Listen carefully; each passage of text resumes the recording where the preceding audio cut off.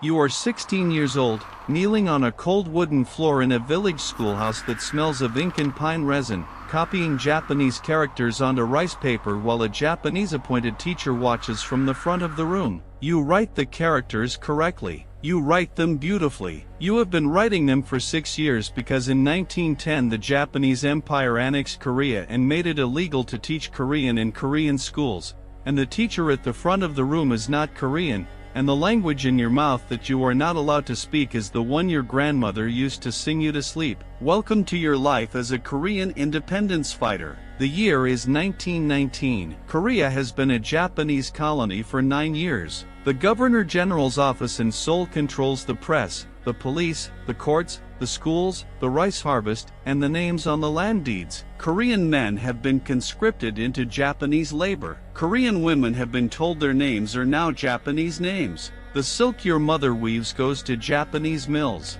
The rice your father grows goes to Japanese ships. What stays in Korea is the counting, how much has been taken, how much is left, how much longer this can continue before there is nothing left to take except the language itself, which they are already taking. You know about the Woodrow Wilson Declaration. Self-determination of peoples. The phrase has traveled from Paris to Tokyo to Seoul the way all dangerous ideas travel, quietly and in pockets, arriving slightly crumpled but intact. You know about the students in Seoul who have been meeting in secret since January, passing hand-copied manifestos through layers of contacts so thin each person knows only 2 others. You know because your older brother Juno knows, and Juno tells you things he shouldn't, and you remember everything you are told. On the first day of March, 1919, 33 Korean cultural and religious leaders signed the Declaration of Independence in a restaurant in Seoul and then telephoned the Japanese police to announce what they have done, because they have decided that dying with dignity requires first that the dying be witnessed. By afternoon, the declaration is being read aloud in public squares across Korea. In your village, it is your teacher, the Korean one who teaches in secret on Sundays, who reads it in the market square, his voice entirely steady, the paper shaking in his hands. You stand in the crowd. You do not make a sound. You memorize every word. The March 1st movement brings 2 million Koreans into the streets across the country over the following weeks. You are one of them, not a leader, not a planner, just a 16-year-old girl in white morning clothes standing in a crowd shouting Daehan Dongnepman's long life Korean independence into the cold March air. The Japanese police and military response is immediate and catastrophic. 7,500 Koreans are killed. 46,000 are arrested. Villages are burned. A church in Jimri is locked with its congregation inside and set on fire. You do not know this yet on the day you march. You know it by the end of the month. Juno is arrested in April. He is 20 years old. Your mother does not speak for 3 days. Your father goes to the police station and comes back with nothing, no information, no access, just the particular flatness of a man who has encountered a system designed to be impenetrable and found that it is, in fact, impenetrable. You go to the police station too, 1 week later, alone, carrying a basket of food as though you were a simple girl bringing lunch to a brother who works nearby. The guard at the gate is bored and young and not paying close attention, and you get close enough to ask your question in the clearest, most neutral Japanese you possess, the Japanese the schoolhouse taught you to write so beautifully. He tells you nothing, but the nothing tells you something. Juno is alive. He has been moved. The direction of the guard's eyes when he says move tells you which direction. You join a cell in June. There are 5 people: the printer's apprentice named Bora, a Methodist minister's daughter named Sunja, 2 men whose names you are not told for 6 weeks, and you. The cell's work is unglamorous and essential, printing and distributing copies of the underground newspaper, the independence movement's correspondence network. Occasional courier runs between villages carrying documents too sensitive for the post. You carry documents folded into the inner lining of your jiagari, the traditional jacket your grandmother made for you,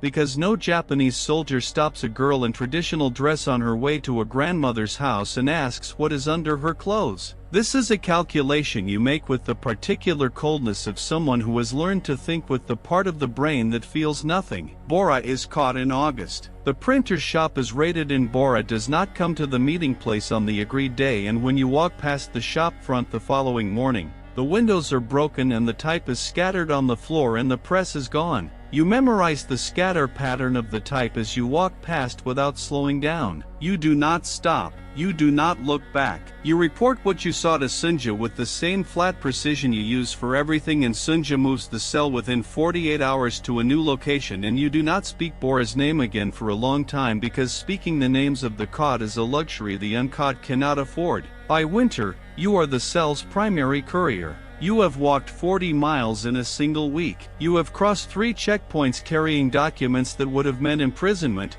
and at each checkpoint you have been the girl in traditional dress going to her grandmother's house, and at each checkpoint it has worked, and each time it works you file the working of it in a place in your mind that is not gratitude and not relief but simply data. This works, use it again. You are 17. You have not dreamed in 4 months. You are not sure if this is because you are not sleeping or because dreaming requires a future and your future has been reduced to the next checkpoint, the next document, the next meeting place, the next 40 miles. Juno comes home in January of 1920, released after 9 months. He is thinner than he was and one of his fingers was broken and healed incorrectly, and he does not talk about the prison except once, briefly, to tell you that knowing the declaration by heart, the whole document, every word, was the thing that kept him from losing the thread of who he was when they tried to make him lose it. You tell him you memorized it the day it was read in the market square. He looks at you for a long moment and then he looks away because the person sitting across from him is not the 16-year-old he was arrested in front of, and he is recalibrating, and the recalibration requires a moment of privacy that you give him without comment. You continue. The March 1st movement does not achieve independence. Korea will not be free until 1945.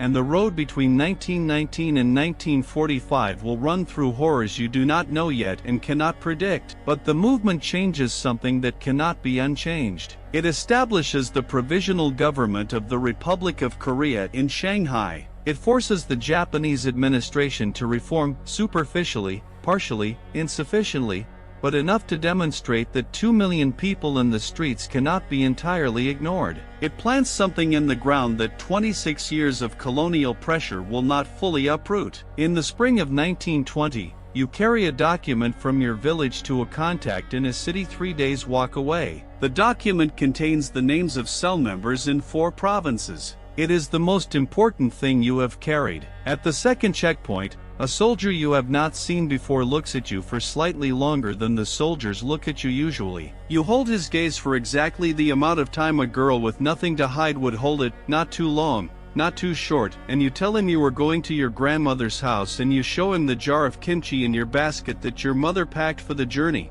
and he looks at the jar, and he waves you through. 3 days later you deliver the document. You eat your grandmother's food. You sleep for 11 hours in a bed that does not belong to you in a house that is not your home. And you do not dream. And in the morning you get up and you start walking back. Korea will be free. You will not live to see it. What you will do is walk the road between now and then, 1 checkpoint at a time, carrying what needs to be carried, holding the gaze for exactly the right number of seconds, keeping the language alive in your mouth in the schoolhouse where you are required to write it down in someone else's characters. You write the characters correctly. You write them beautifully. Underneath, in the place they cannot reach, you are counting in Korean. Click the card to watch your life as a Chinese resistance fighter in World War II next.